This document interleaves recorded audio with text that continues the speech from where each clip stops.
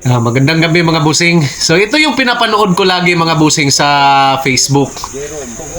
Ito mga busing, 4 years na daw tong nagkaganyan mga boss. So mukhang imposible mga boss no kasi nagkalaman na yung yung pilay niya at saka yung dislocate niya. So dislocated yan ng 4 years mga boss, pero tingnan nyo to, panoorin nyo to mga boss, mapabilib kayo. Maayos niya yan ng 1 segundo lang. Grabe tong tao mga boss na ito, si Narciso Day. Hello mga kababayan, nandito pong ating kababayan na si Brother Jerome Marayag. Nandito po siya ngayon na nagpapahirot at dislocate po ang kanyang kanang balikat. Nandito po siya mga kababayan. Nakita na po ninyo kung talagang totoong dislocate po talaga ito.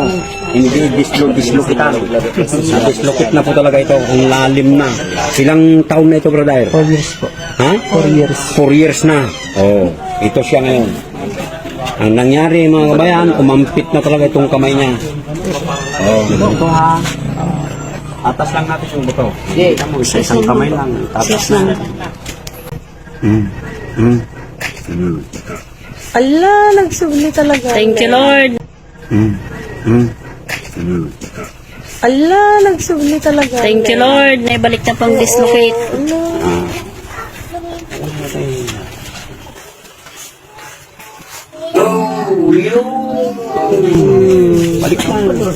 Thank you, Lord. Naibalik na po yung dislocate. Kuya, taga Isabela.